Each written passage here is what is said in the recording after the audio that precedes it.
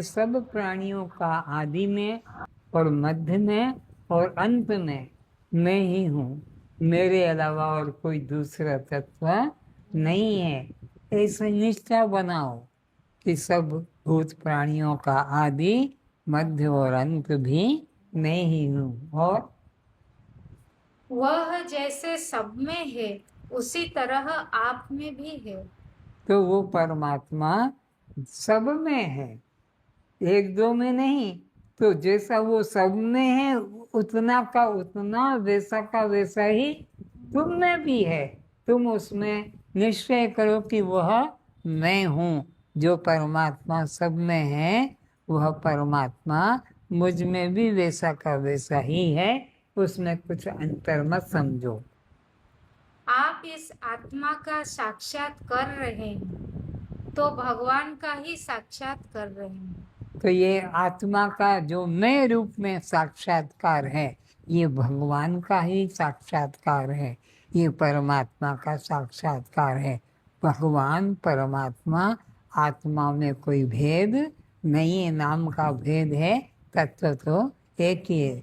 और वह तुम स्वयं हो, ऐसा निश्चय करो।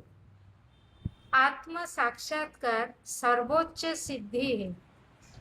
फिर से आत्म साक्षात्कार सर्वोच्च सिद्धि है। आत्म साक्षात्कार कि मैं आत्मा हूँ, सो हम, ये सर्वोच्च सिद्धि। इससे बड़ी कोई सिद्धि ये बिना साधन के सबको सहज प्राप्त है।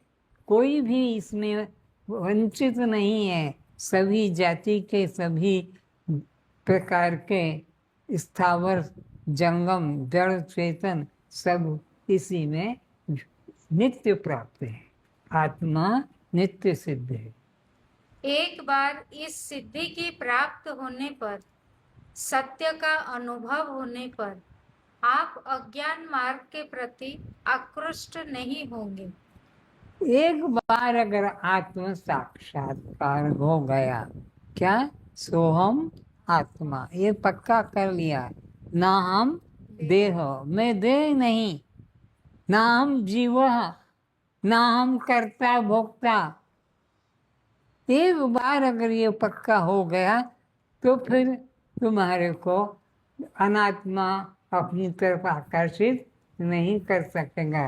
तुम अनात्मा की ओर आकर्षित नहीं हो सकोगे। एक बार अगर तुमने पक्का कर लिया कि वो आत्मा चेतन सत्ता मैं हूँ, फिर तुमको अनात्मा अपनी ओर आकर्षित नहीं कर सकेगा। लोगों